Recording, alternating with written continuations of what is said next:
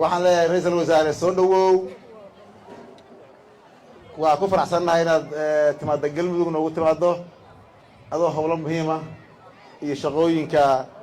dalka qayb ka mida haya oo u soo safray waxaan ku leenahay ku soo dhawow galmudug deegaankaagii iyo dalkaagii madaxda u ahayd intaas kadib caaway waa habeen ummadda soomaaliyeed meel ay joogtaba xasuus gaara ku leh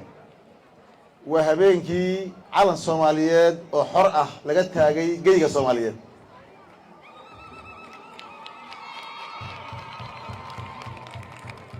waa habeenkii gobollada waqooyi ay ka xoroobeen ay xornimadooda ka soo ceshteen gumaystihii ingiriiska waa habeen weyn oo taariikhda soomaaliya ku leh baal bahba uga jira waxaan leenahay meel ay joogto ummadda soomaaliyeed way isugu hambalyeynaynaa waxaan leenahay 66 guuradii ka soo wareegtay habeenkaas hambalyo meel ay joogto ummadda soomaaliyeed intaas kadib runtii habeenkaani wuxuuna xasuusinayaa taariikh weyn oo qaayo weyn lahayd oo qiimo weyn lahayd welina leh wuxuuna xasuusinayaa habeenkaani sida aan baahi weyn ugu qabno midnimada iyo wadajirka dhuleed xornimada siyaasadeed ummadda soomaaliyeed oo runtii wakti dheer kadib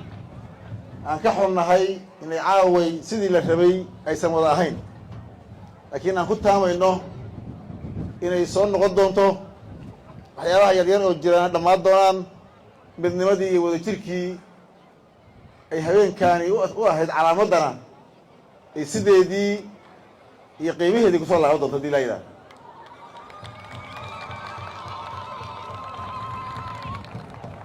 rajo fiican baan ka qabnaa waa wada sugaynaa waana ka wada shaqaynaynaa insha allahu tacaala qof kastoo soomaaliyana meel uu joogo waxaan leenahay inaan kala maqnaano iyo inaan kala qaybsanaado iyo inaan tabasha nagu dhex jirto wax aan ku weyno maahan waxba ku heli mayno saas darteed mas-uul kastoo soomaaliyeed waxgar kastoo soomaaliyeed meel uu joogaba waxaan dardaarmaynaa inaan tabashooyinka naga xallisano inaan soo ceshanno wadajirkeennii annagoo suntii si gaar ah u carabaabayna walaalaheenna soomaaliyeed ee reer waqooyi galbeed ama somalilan waxaan leenahay walaalayaal sideedannadii iyo xoogganagii iyo wadajirkanagii aan soo ceshanno dhinaciinana ka dadaala soomaalida inta kalena waxaan leenahay walaalnimo ku habboon iyo dadaal ku aadan ha loo muujiyo meel la joogaba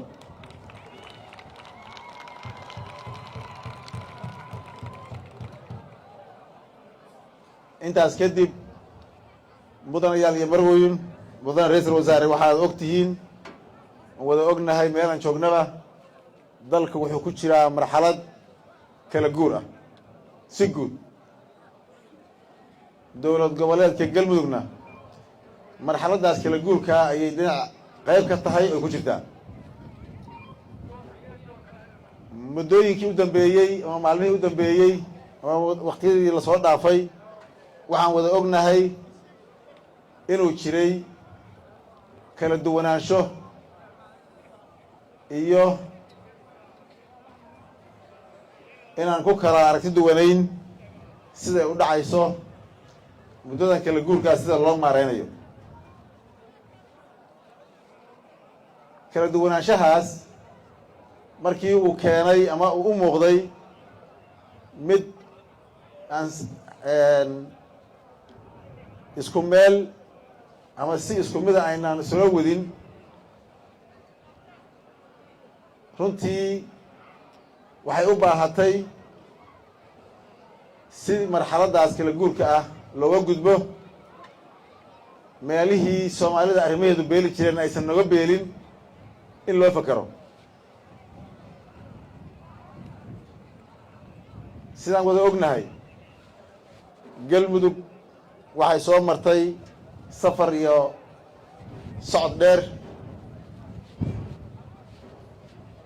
oo ay uga soo kabanaysay si guud marxalad soomaalida oo dhan wada haysatay oo ka dhalatay burburkii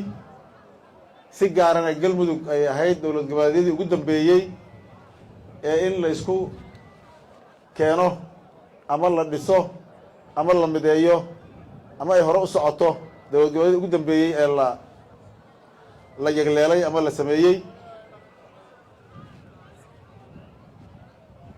meeshaas in laga soo qaado hore loo socdo dadaal badan baa soo galay hawl badan baana laga soo maray anigu markaan si gaar ah taa u dul istaago markaan dhinac walba ka istaagay ama aan ka egnay galmudug aniga waxay ila mid tahay ilmo la dhalay la koriyey laxajaclada admaha dhashay ay kugu hayaan oo kale ayay nagu hayaan galmudug nagu haysaa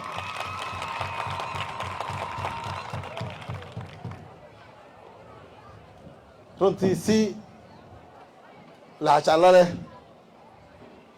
xanuun ay nagu hayso inaan aragno iyadoo meeshay maanta soo gaartay dib uga noqotay markaan u fakernay markaan tashanay waxaan go-aansaday broseska hadda socda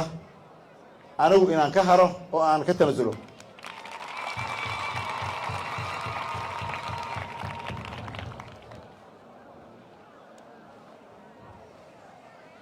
inta uu soo dhammaado broseskaas xilka ayaan sii haynaynaa si habsame ayaan usii wadaynaa cid kasta oo ku soo baxdana waxaan ku wareejinaynaa galmudug midaysan caafimaad qabta hore u socota hadii laa yidhaha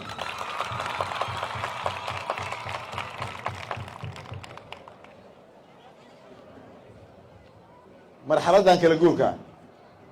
markaan sidaas leeyahay waxay qusaysaa mas-uul kasta oo soomaaliyeed heerku doona ha joogo oo aan leeyahay waxaan ka doonaynaa inaysan ama qaalad ha ahaatee ama sax ha ahaatee mas-uul kasta inaysan gaarsiin xaaladda uu u fakerayaa in soomaaliya guud ahaan iyo gaar ahaan meesha uu joogaba inaysan dib u noqon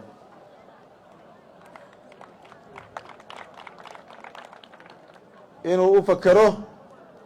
soo kabashada iyo dowlad dhiska muddadan dambe soo socday jamhuuriyaddii saddexaad inuu meeshiisa ka sii socdo qofku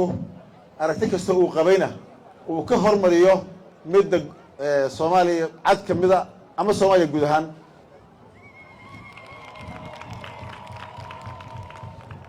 waxaan leenaha sida saxda ah soomaaliya markii laga hadlaya taariikhda dowladnimadeeda labo waxaa jirta abroj mid waxaa la yidhahdaa aabbihii abroj waxa weeyaan waa middii aadan cabdulla cusmaan in taladooda si nabad ah wanaagsan hore loogu soco karo loo wareejiyo midna waa dhinacyo kale oo badan aan soo marnay kuwii kale oo badnaay aan soo marnay meelahayna gaarsiiyan waa ogna waxqabad kasta ood soo samayso haddii ay ka dambayso marxalad aan u adeegayn waxqabadkii iyo horumarkii la sameeyey wixii la soo maray xaba kama jiraan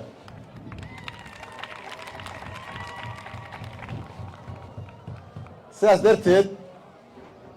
waxaan rabnaa aan ku celinayaa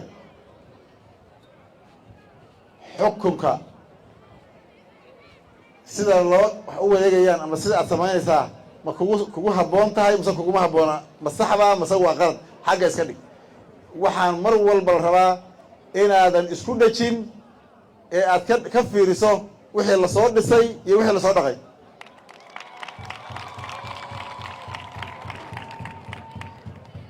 mudane ra-iisul wasaare waxaan rabnaa xukunka inaan la isku dhejine hore loo socdo haddii laa yidhaha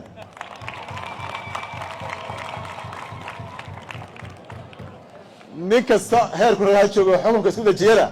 si nabadahan uga soo fujinayna hadii la yidhaha waa ka soo qaadaynaa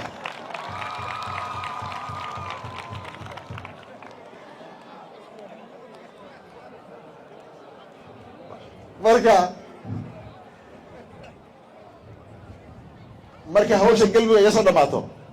waa soo gacan banaanaya haddii la yidhaahdo midda soomaaliyana u istaagi doona insha allah inaan xalliyo odatinimadii aan wadi jiray baan wadayaa ninkii dhinacii odatinimada ka cosaystana ama diidana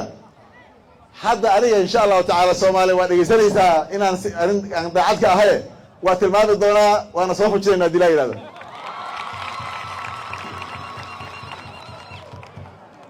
marka dhinacyada hadda muranka iyo khilaafaadku ka jirana inaan dib u noqono iyo wax naga xumaadaan aqbali mayne ha u diyaar garoobeen inay hawshu si nabada ku socoto hadii la yidhahdo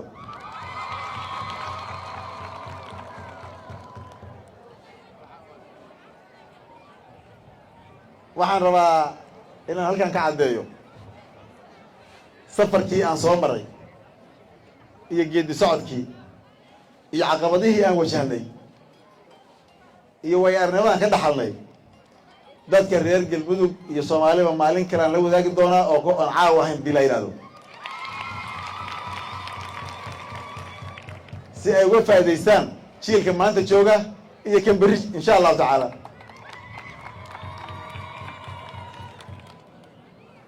galmudugna inta hadda hawshu soo dhamaato oo sii hogaaminaya markaan wareejiye halkaa uga tegi maye oday geed fadhiya oo weliba galmudug jooga oo ka ilaaliya waxaa nafteyda u diiday ka ilaaliyaa noqonaya hadii la yidhahdo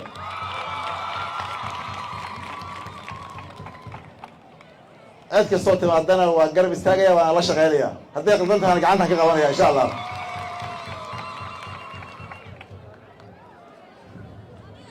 waxaa noo ballana horumarkii soomaaliya o dhan ay og tahay galmudug ay gaartay meeshii ay soo gaartay inaanan cidna laga aqbalin shacabkuna ay reer galmudug gacmaha is qabsadaan horena loo socdo insha allahu tacaala waxaan rabaa inaan halkaan ammaan iyo bogaadin uga soo jeediyo shacabkii reer galmudug dadka reer galmudug dal iyo dibad meel ay joogaanba dadkii xariirta ahaa ee xulka ahaa ee marxaladii adkayd iyo xaaladihii lasoo maray sida ay uga soo gudbeen siday noola shaqeeyeen siday u wada shaqeeyeen sidaan gacmaha isu qabsanay meel aad joogtaanba reer galmudug waan ku ammaanaya waxaan idin leeyahay sharaf iyo karaamo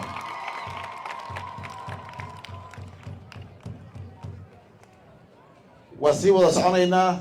waa sii wada jiraynaa haddii ilaaha yidhaahdo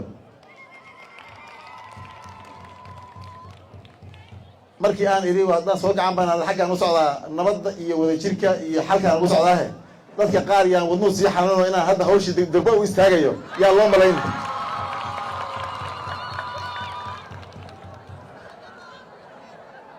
hadda odayeyn baan u socdaahe hadda nin ayaantan bardhow ma riixi doone xoogaa sii yaa saas iga dareensanin marka waxaan leeyahay dadka soomaaliyeed meel ay joogaanba walaalayaal aan isu kaashanno midnimadeenna iyo wadajirkeenna aan u midoowno sidii aan beri ahaa jirnay iyo midnimadeenna meeshii lagu gaaray waa soo aragnay kala qaybsanaanteenna iyo kala maqnaanshaheenna iyo meesha ayna gaarsiisay iyo waxa nooga maqan maantay waxaan u baahannahay dowladnimo anigu meelaha qaarkood dadka siyaasiyiinta qaarkood waa kaga duwanahayo dad waxaa jira jecel dowladnimadu inay ma jiracsan oo kala taaltaala iska ahaato anigu dowladnimadu inaysan dulmina samayn ayna dowladnimo adag noqotaan raba sida saxda ahayna runtii dee dowladnimaduna say u muuqataan laku qaybanaya nidaamkan federaalka ah oo mararka qaarna aan si u dhaqanno sina aynaan u dhaqminna waxaan rabnaa si annaga meel aan joognaba xeerarka iyo shuruucda noo qoran inayna xakamayso, inayna celiso, inayna hogaamiso, aysan hogaamin dabceedna iyo sida aan hankeenu u yahay. marka waxaan leeyahay aan hore u soconno dhammaan reer Soomaaliya meel joogtaba, reer Galmudugow, walaalayaal, mudanayaal iyo marweyn meel aad joogtaanba, waxaan leeyahay midnimo, wadajir, horumar, halkaan joogno kasii soconno insha allahu tacaala. maalin kalena waa dardaarmi doonaa, waana soo wada joogi doonaa insha allah. allah idin sharfo. madaxda ra-iisul wasaare waa kuu mahad celinayaa mar kale. waxaan rabaa halkaa inaan ka ammaan ra-iisul wasaaraha, runtii aan ammaan iyo bogaadin ujeediyo dadaalkiisa iyo odayeynta iyo sida wanaagsan ee uu halkan runtii hadda noogu yimid. dadka Soomaaliyeedna, Soomaalida waxay jecel yihiin nin wax kala tuurtuure sida uu nin maslaxiya oo maslaxada jecel u yahay. aad iyo aad baan ugu ammaanaya. sidoo kale waxaan rabaa halkaa inaan isagana ka ammaano taliyaha nabad sugidda iyo sirdoonka qaranka oo dadaalka iyo iswaafajinta iyo nabadeynta qayb ka soo qaatay. intii gacan ka geysatana waxaan leeyahay waa mahadsantihiin. guul, sharaf iyo karaamo. waxaan is leeyahay caaway habeenkan 26 Juun habeenadii xorriyadda habeen ka mid ah mid kale oo waxaa noo garab taalla anaga reer Galmudug iyo hawsheedu sida ay ku xalismayso insha allah ma ku xalisantay. meel la joogaba guulahaas waa isku hambalyeena. waxaan leenahay hambaliyo hambaliyo hambaliyo. aad iyo aad waa mahadsantihiin. ballanteenu waa horu socod iyo horumar. wabilaahi tawfiiq. wasalaamu calaykum waraxmatullaahi wabarakaatu.